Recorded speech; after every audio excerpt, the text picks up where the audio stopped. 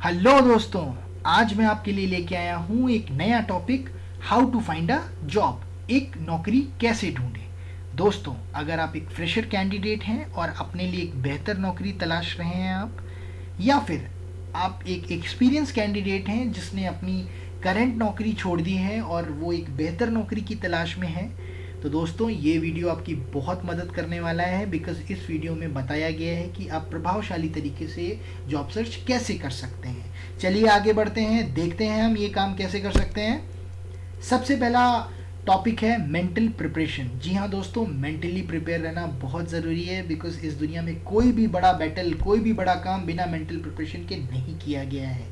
Job search is directly connected with your mindset. जी हाँ, job search directly connected है आपके माइंडसेट के साथ में। दोस्तों, स्किल सेट और माइंडसेट दो चीज़ें होती हैं। अगर आपका माइंडसेट ठीक है तो स्किल सेट आपका ठीक होगा, लेकिन अगर आपका माइंडसेट ठीक नहीं है तो आपका स्किल सेट ठीक नहीं होगा।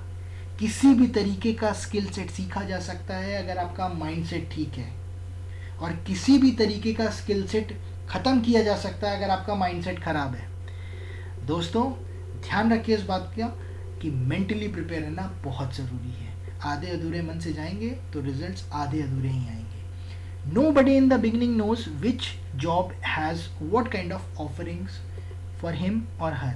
कोई भी शुरुआत में ये नहीं जानता कि एक जॉब जिसके लिए वो इंटरव्यू देने जा रहा है उसके लिए कितनी बड़ी चीज़ें ला रही है, क्योंकि चीज़ें हिडन रहती हैं। दोस्तों, इंग्लिश में भी एक प्रोवर्ब है, शायद सुनी होगी आपने, कि big things come in small packages, big things have small beginnings. बड़ी चीज़ें छोटी छोटी शुरुआत के साथ में शुरू होती हैं, तो शायद आपकी शुरुआत भी ऐसे हो सकती है। सबसे इंपॉर्टेंट चीज़, never prepare with a mindset to get only a job. कभी इस मानसिकता के साथ में, इस माइंडसेट के साथ में ना चलें कि मुझे बस केवल एक नौकरी हासिल कर लेनी है। नहीं दोस्तों, नौकरी हमेशा एक वेरिएबल फैक्टर है, आज है कल नहीं है। बजाय इसके अपना माइंडसेट तैयार करें कि आपको रिसोर्स ढूंढना है। वो रिसोर्स ढूंढना है जिससे आप परमानेंटली उस रिसोर्स का यूज कर सकें। तो prepare with a mindset to create a permanent resource of job for yourself, because job is always a variable factor. Job आज है कल नहीं है, लेकिन अगर एक रिसोर्स है तो जॉब दोबारा भी ढूंढी जा सकती है। ये रिसोर्स कैसे ढूंढेंगे, आगे बात करते हैं। दोस्तों, second option is resource available. अब मैंने आपको ये तो बताया कि जॉब सर्च करना है, मैंने आपको बताया मेंटली प्रिपेयर भी रहना है। अब आपको ये देखना होगा कि कौन कौन से रिसोर्सेज अवेलेबल हैं जिसके थ्रू आप जॉब अपने लिए ढूंढ सकते हैं। सबसे पहला रिसोर्स है naukri.com, दूसरा टाइम्स जॉब, तीसरा firstnaukri.com, चौथा मॉन्स्टर, फिर Indeed, Naukri hub, career age, click jobs, fresher words, LinkedIn, Ascent, Hindustan Times, company websites, walk-ins, Facebook and references. दोस्तों, बहुत सारे लोग naukri.com में अपना प्रोफाइल तो बना लेते हैं, लेकिन टाइम टू टाइम उसको अपडेट नहीं करते। ऐसा ना करने पे आपके पास ना ही कॉल्स आएंगी ना ही ईमेल्स आएंगी। तो गलती मत करिए, अपना प्रोफाइल बराबर अपडेट करते रहिए, अपना रिज्यूमे बराबर अपडेट करते रहिए, उसमें देखते रहिए क्या क्या चीज़ें रिक्वायर्ड है। अगर एक फॉर्मेट काम नहीं कर रहा है तो दूसरा रिज्यूमे फॉर्मेट यूज़ करिए। naukri.com के अलावा टाइम्स जॉब भी एक बहुत अच्छा पोर्टल है। बहुत सारे लोग मुझसे पूछते हैं कि लिंक्डइन कैसे यूज़ किया जाता है। दोस्तों, लिंक्डइन एक बहुत यूज़फुल साइट है, प्रोफेशनल नेटवर्किंग साइट है। इस पर अगर आपका अकाउंट है और बहुत सारे कॉन्टैक्ट्स आपके पास इसमें ऐड हैं, तो वो भी कॉन्टैक्ट्स जो किसी भी तरीके की पोस्टिंग अगर डालते हैं लिंक्डइन में जॉब से रिलेटेड या किसी भी तरीके की, तो वो आपको दिखेगी। बहुत बार ऐसा हुआ है, कई कैंडिडेट्स को जॉब ओपनिंग्स की तलाश थी और लिंक्डइन के थ्रू ही उनको जॉब ओपनिंग्स मिल गई, क्योंकि लिंक्डइन में बहुत सारे एचआर मैनेजर्स अपना ईमेल आईडी और अपना कॉन्टैक्ट नंबर डालते हैं अलॉन्ग विद जॉब ओपनिंग्स। तो अगर आप एक लिंक्डइन अकाउंट बना चुके हैं और उस पर बराबर एक्टिव हैं तो ये आपकी बहुत मदद कर सकता है। Times of India Ascent Wednesday को आता है ये, और बहुत सारी जॉब ओपनिंग्स लेके आता है और जेन्युइन जॉब ओपनिंग्स लेके आता है। तो इस टाइम्स ऑफ इंडिया एसेंट्स के थ्रू आप बहुत सारी जॉब्स एक्सेस कर सकते हैं और अपना रिज्यूमे अप्लाई कर सकते हैं। Same goes with Hindustan times. इसके अलावा कंपनी वेबसाइट्स है जहाँ पे जाके आप अपना रिज्यूमे अपडेट कर सकते हैं, देख सकते हैं जॉब ओपनिंग्स हैं कि नहीं हैं, कंपनी में दिया हुआ फॉर्म भर सकते हैं जिससे आपका डेटाबेस कंपनी के पास चला जाएगा और शायद वो आपको कॉन्टैक्ट भी करें। वॉक-इन्स, बहुत सारी जगह कई सारे वॉक-इन्स चला करते हैं, आप सीधे वहाँ इंटरव्यू देने जा सकते हैं और शायद सेलेक्ट भी हो सकते हैं। Next is Facebook. थोड़ी सी ताज्जुब की बात है कि फेसबुक वो भी एक जॉब का रिसोर्स।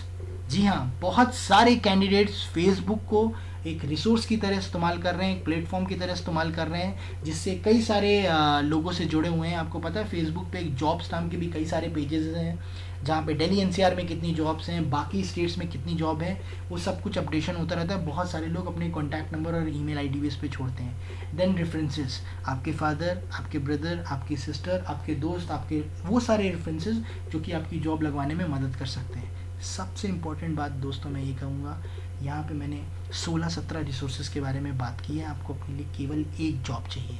इन 16-17 रिसोर्सेज में से केवल एक रिसोर्स भी अगर आप अच्छी तरीके से एक्सप्लोर कर लेते हैं ना, तो वो एक जॉब आपको मिल जाएगी।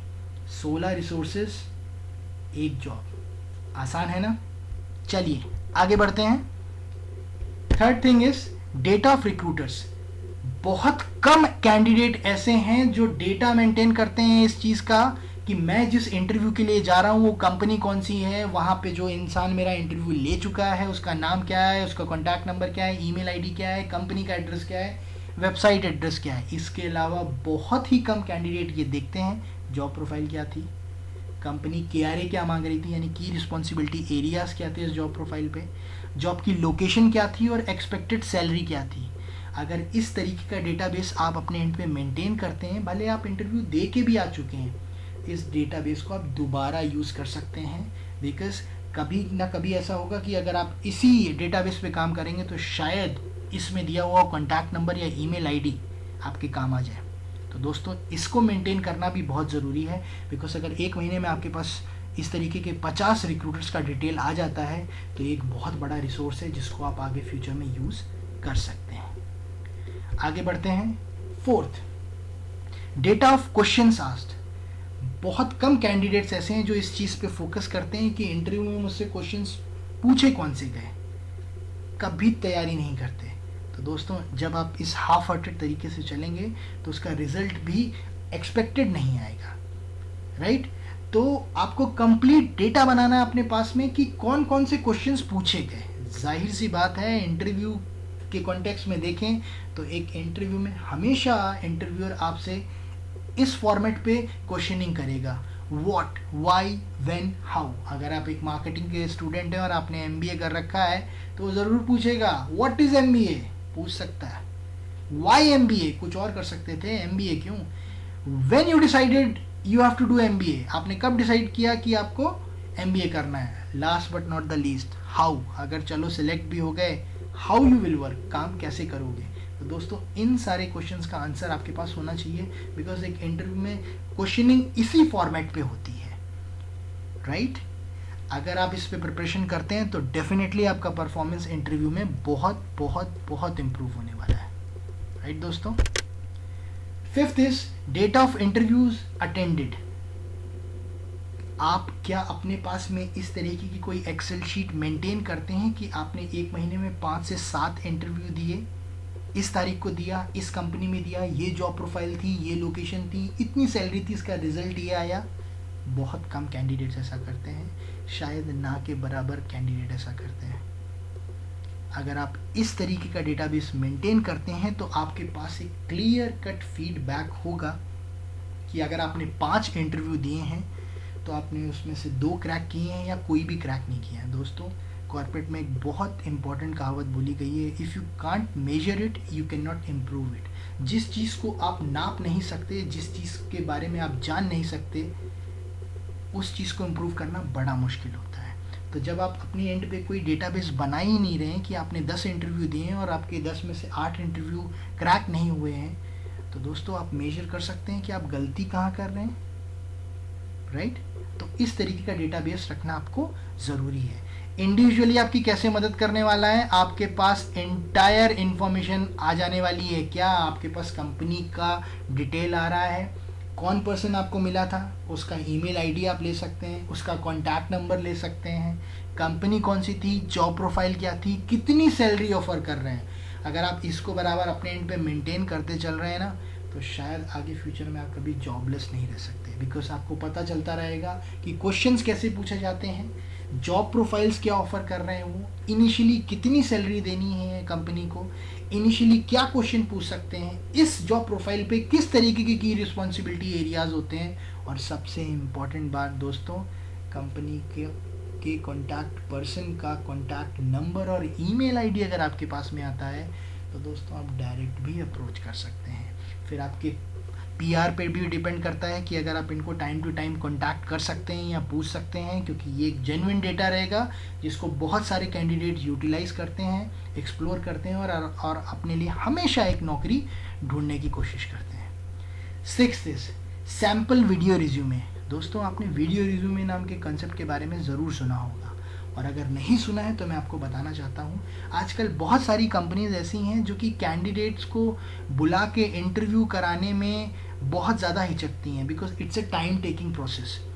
मैं आपको एक एग्जांपल देता हूँ। अगर एक कंपनी को 5 बंदों की रिक्वायरमेंट है तो उसके लिए उनको 50 से 60-70 कैंडिडेट लाइनअप करने होंगे और उन सबका इंटरव्यू लेना होगा और फिर फाइनली डिसाइड करना होगा कि इनमें से कौन सा कैंडिडेट वो फाइनली सेलेक्ट कर रहे हैं। दोस्तों एक बहुत ही ज़बरदस्त तरीका बताता हूँ। आपको किसी रिक्रूटर को कांटेक्ट करना है और उसको इम्प्रेस करना है, आप 2 मिनट का अपना वीडियो रिज्यूमे बनाइए जिसमें आप अपनी स्किल्स, अपनी प्रोफेशनल एजुकेशन, अपनी एकेडमिक क्वालिफिकेशन, अपनी पर्सनालिटी, अपने एक्सपीरियंस के बारे में बताएं, राइट? और उस वीडियो को शूट करें और अपने पास में रखें। आप रिक्रूटर से एक बार बात करें और रिक्रूटर से कहें कि सर अगर आप मेरा इंटरव्यू ले भी नहीं सकते तो आप अपना ईमेल आईडी दे दीजिए, मैं आपको ये 2 मिनट का वीडियो सेंड कर देता हूँ जो कि मेरा सेल्फ इंट्रोडक्शन आपको दे देगा, right? It's a unique technique, क्योंकि अगर आपने ये वीडियो भेजा और अगर आपका वीडियो इम्प्रेसिव है तो डेफिनेटली ये वर्क करेगा और रिक्रूटर को वहाँ बैठे बैठे दिख जाएगा कि आपकी पर्सनैलिटी कैसी है इनिशियली, राइट? ये एक अच्छा इंप्रेशन तो छोड़ सकता है ना, शायद रिक्रूटर आपको इंटरव्यू के लिए बुला ले, राइट?